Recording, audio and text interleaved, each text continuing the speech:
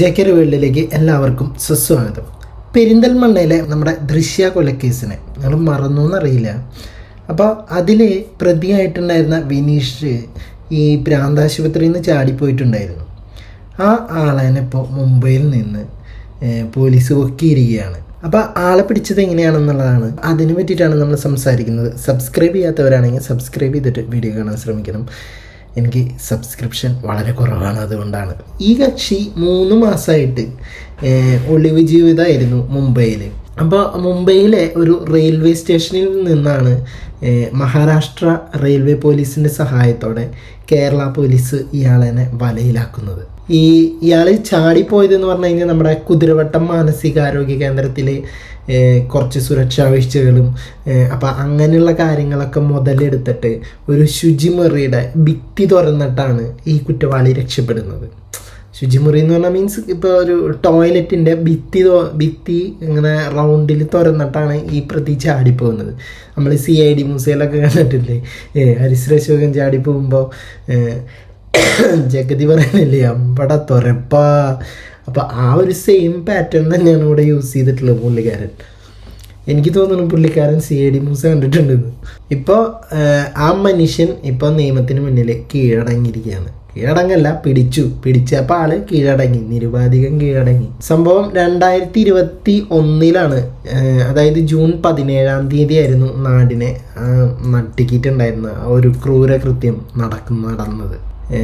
അതായത് ഇവൻ ഈ പ്രണയാഭ്യർത്ഥന നടത്തി. അപ്പം അത് ആ കുട്ടി നിരസിച്ചു. അപ്പം അതിൻ്റെ ഒരു വൈരാഗ്യം മൂലം പെരിന്തൽമണ്ണയിൽ താമസക്കാരിയായിട്ടുണ്ടായിരുന്ന ദൃശ്യയെ അവളുടെ വീട്ടിൽ വെച്ചിട്ട് കുത്തി കൊലപ്പെടുത്തുകയായിരുന്നു. അപ്പോൾ കൊലപാതകം നടത്തുന്നതിന് തൊട്ട് മുമ്പായിട്ട് ശ്രദ്ധ തിരിക്കാൻ വേണ്ടിയിട്ട് ദൃശ്യയുടെ അച്ഛൻ്റെ കടയ്ക്ക് ഇയാൾ തീ വച്ചിട്ടുണ്ടായിരുന്നു. അപ്പോൾ ദൃശ്യനെ കൊലപ്പെടുത്തിയ ശേഷം തടയാൻ ശ്രമിച്ച ദൃശ്യയുടെ സഹോദരനെയും ഇയാൾ അന്ന് ആക്രമിച്ചിട്ടുണ്ടായിരുന്നു. പിന്നെ കുടുംബത്തിനെ മൊത്തത്തിൽ ഇല്ലാതാക്കുന്നുള്ള ഇയാളുടെ ഭീഷണി, അങ്ങനെയുള്ളൊരു ഭീഷണിയൊക്കെ മുഴക്കിയ ശേഷമാണ് അന്ന് ഇയാൾ കീഴടങ്ങിയിട്ടുണ്ടായിരുന്നത്. പക്ഷേ ഈ മാനസികമായിട്ടുള്ള അസ്വാസ്ഥ്യമൊക്കെ പ്രകടിപ്പിച്ചതിനെ തുടർന്ന് എനിക്ക് തോന്നുന്നു അവൻ്റെ ഒരു വൃത്തികെട്ട പൊറോട്ട നാടകമായിരുന്നുണ്ടാവും.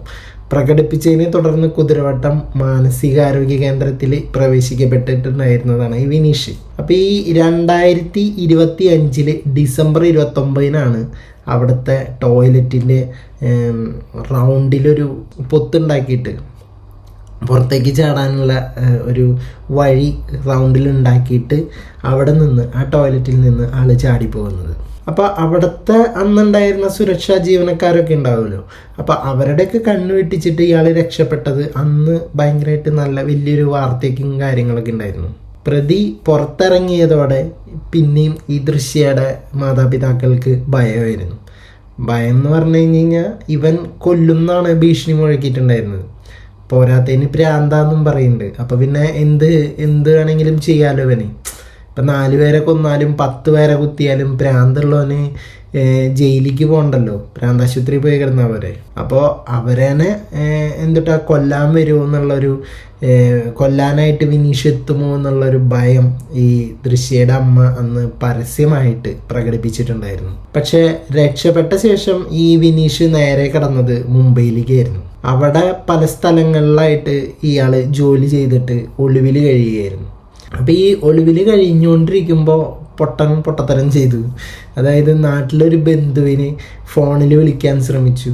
പക്ഷേ ആ ഫോണിൽ വിളിക്കാൻ ശ്രമിച്ചത് ഇയാൾക്ക് പണി കിട്ടിയത്. അതായത് ഫോണിൽ വിളിക്കാൻ ശ്രമിച്ചപ്പോൾ ഇവിടെ ടവർ ലൊക്കേഷൻ കേന്ദ്രീകരിച്ച് അന്വേഷണം നടത്തിയിട്ടുള്ള പോലീസ് സംഘം ഇയാൾ ബോംബെയിലുണ്ടെന്ന് മനസ്സിലാക്കി. അങ്ങനെ ഈ പോലീസ് സംഘം 2 മാസമായിട്ട് മുംബൈയിൽ താമസിച്ചു വരികയാണ് ഇയാളെന്നെ തപ്പിയിട്ട്. ലാസ്റ്റായിട്ട് റെയിൽവേ പോലീസിൻ്റെ സഹായത്തോടെ മുംബൈയിലെ മുംബൈയിലെ ഒരു റെയിൽവേ സ്റ്റേഷൻ്റെ തിരക്ക് എന്നൊക്കെ നമ്മൾ ചന്ദ്രലേഖ സിനിമയിലൊക്കെ കണ്ടിട്ടുണ്ട്. അപ്പോൾ ഈ തിരക്കേറിയ ഒരു റെയിൽവേ സ്റ്റേഷനിൽ വെച്ചിട്ട് തന്നെയാണ് ഇവനെ പൊക്കുന്നത്. എന്നിട്ട് ഇനിയിപ്പോൾ പ്രതിനെ കോഴിക്കോട് എത്തിച്ചിട്ടുണ്ട്. കോഴിക്കോട് മെഡിക്കൽ കോളേജ് പോലീസ് സ്റ്റേഷനിലേക്ക് മാറ്റിയുള്ള പ്രതിനെ ചോദ്യം ചെയ്ത ശേഷം കോടതിയിൽ ഹാജരാക്കും. അപ്പോൾ ഈ ചോദ്യം ചെയ്തതിന് ശേഷം വിനീഷിനെ പിടികൂടിയതിൻ്റെ കൂടുതൽ വിശദാംശങ്ങൾ പോലീസ് വെളിപ്പെടുത്തും. അപ്പോൾ അതിൽ കാര്യമായിട്ട് ഇപ്പോൾ അന്വേഷിക്കുക എന്ന് പറഞ്ഞു കഴിഞ്ഞാൽ ഇയാൾക്ക് മുംബൈയിൽ സഹായം നൽകിയത് ആരാണെന്നും 3 മാസത്തെ ഒളിവ് ജീവിതത്തിൽ മറ്റെന്തെങ്കിലും കുറ്റകൃത്യങ്ങളിൽ ഏർപ്പെട്ടിട്ടുണ്ടോ എന്നും പോലീസ് കൃത്യമായിട്ട് പരിശോധിച്ചു വരും. അപ്പോൾ ഇനിയിപ്പോൾ ദൃശ്യയുടെ ഫാമിലിക്ക് ആശ്വസിക്കാം, ചെറുക്കൻ പിടിയിലായിട്ടുണ്ട്. ഇവനൊക്കെ സ്പോട്ടിൽ അടിച്ചു കൊള്ളണം, അല്ലാതെ ഈ വെച്ചിരുന്ന് ഈ പ്രാന്താശുപത്രിയിൽ കൊണ്ടിട്ട് അവിടുന്ന് ചികിത്സ കിട്ടി ഇവനൊക്കെ ഷോക്കടിപ്പിച്ചിട്ടൊന്നും ഒരു കാര്യമില്ല. എൻ്റെ തലയ്ക്കകത്തല്ല കുഴപ്പം, ഇവൻ്റെ കയ്യിലിരിപ്പാണ്.